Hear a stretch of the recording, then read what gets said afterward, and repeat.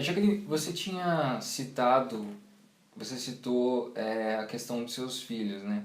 Quanto aos seus filhos, você pode relatar alguma violência que tenha ocorrido com eles ou isso não acontecia? Não, não acontecia. A violência, graças a Deus, era só comigo. Ele nunca encostou a mão nas crianças. Muito pelo contrário, ele tinha muito amor por eles. Então, nunca. Apenas uma vez que meu filho foi me defender em uma das agressões, que meu filho pulou nas costas dele e ele pegou meu filho das costas e jogou sobre a cama.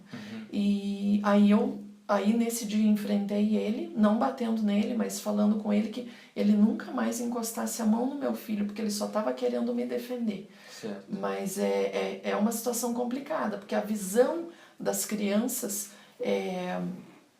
para depois que eles crescerem, esse era o meu medo.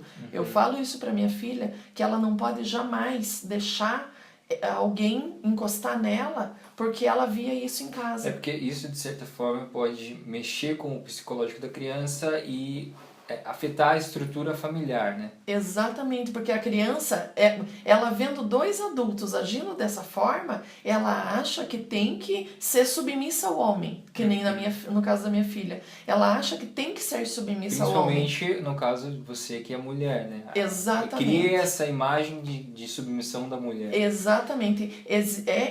Na Bíblia está escrito que a mulher tem que ser submissa ao homem, mas não dessa forma, de deixar que o homem tome conta, até na questão da agressividade. Não é por aí as coisas. A agressividade, a submissão que quer dizer é assim: o homem sempre vai ser a cabeça da casa, só que ele tem que ter responsabilidade, tem que ter respeito, tem que ter amor, tem que ter tudo isso, e não uma total falta de respeito com a mulher. Certo.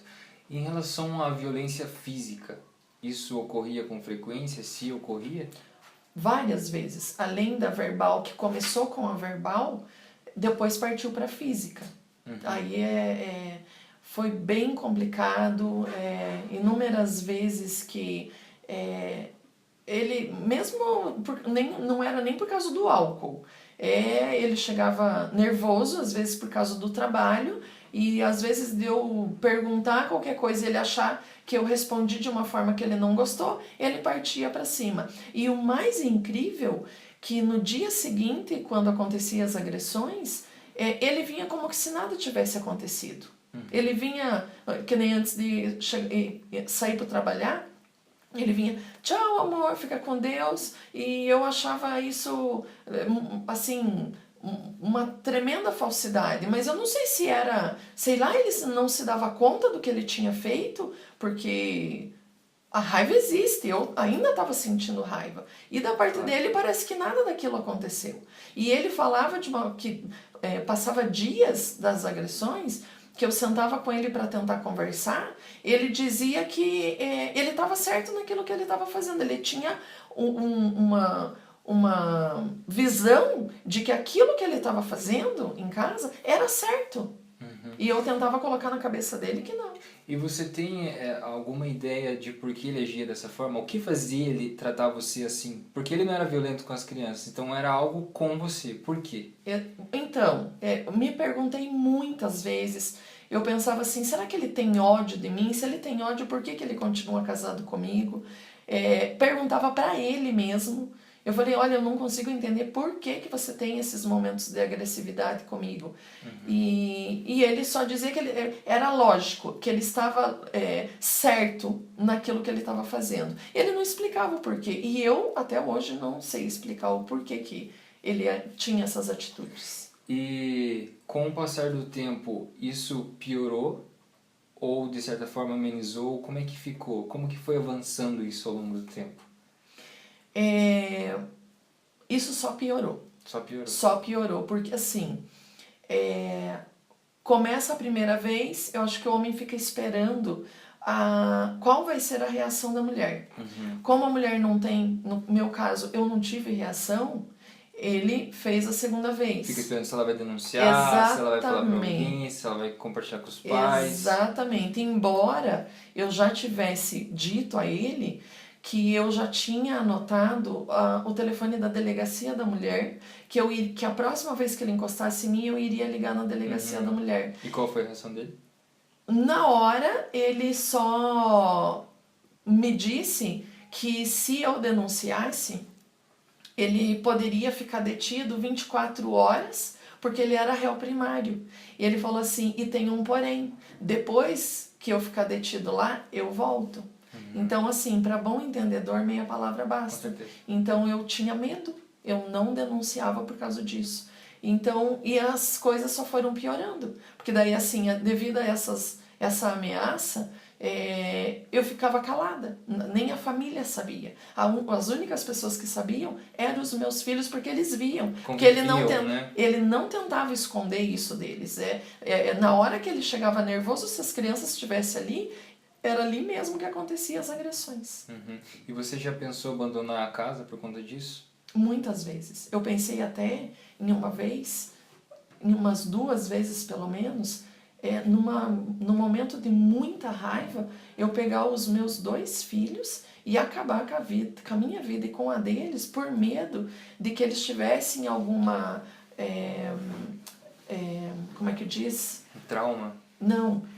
A esposa que virá, madrasta, que fosse judiar deles. Então eu pensava, eu vou me matar e vou levar meus filhos junto comigo para eles não sofrerem com alguma madrasta que ainda virá. Você vê, para a pessoa chegar nesse nível de pensamento, imagine como que não estava a situação como um todo, né? Exatamente. Para a pessoa pensar em tirar a própria vida e junto com as dos filhos, nem sequer procurar socorro devia ser uma situação muito dramática, né? Sim. E como que isso terminou?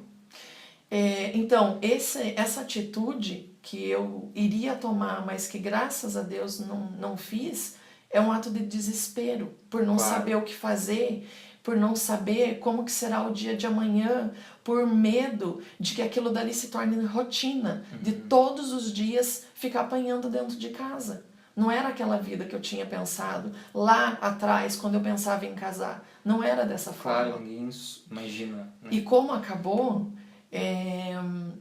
eu fiquei casada 15 anos, ao total junto com ele 19. Nos últimos 5 anos de casamento, foi a palavra bem certa, foi um inferno. E no último ano de casamento, ele saiu de casa. Ele teve uma namorada, ele teve uma vida fora do casamento. Foi uma separação oficial? Não oficial. Ele simplesmente saiu de casa. Eu até queria entrar com divórcio, mas ele não quis. Essa vez que ele saiu de casa tinha sido a 8ª vez que ele saiu de casa. E depois de um tempo que ele namorou fora, ele quis voltar, mas pela 9ª vez eu pedi para que Deus me ajudasse a eu não aceitar ele de volta, porque eu não queria mais aquela vida. Sim. Eu sei que não ia parar se ele voltasse. E quando eu disse não para ele entrou numa depressão. Durante a separação, que ele já estava namorando, ele entrou, eu acredito que tenha sido uma depressão muito forte que ele tenha entrado, porque o dia que eu disse não para ele, que eu não aceitava ele de volta, ele se matou.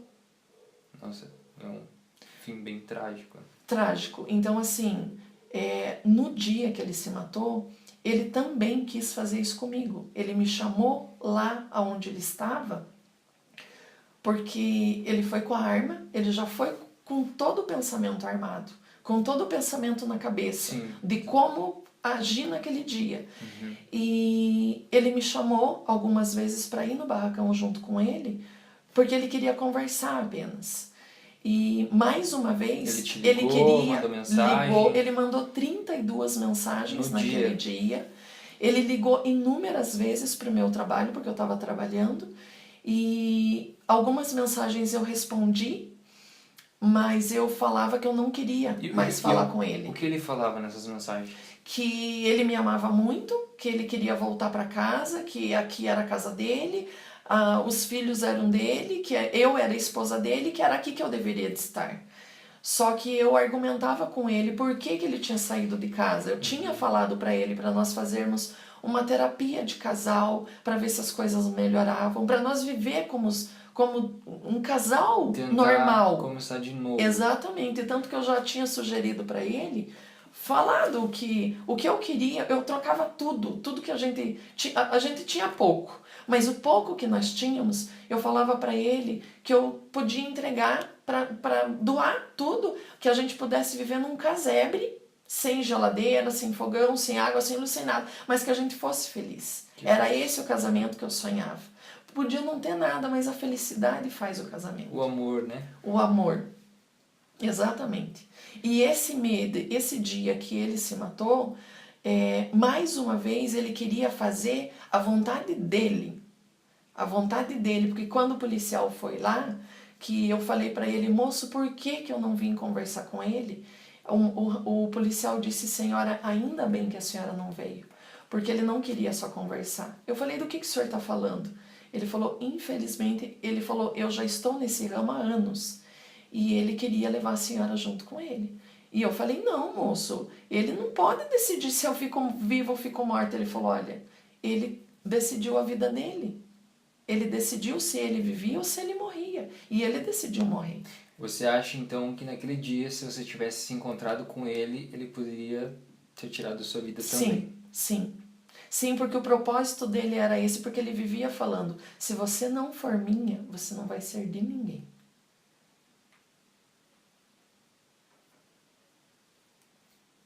Não sei o que falar. Acho que acaba. Acho que fica bom. Acho que vai ficar bom.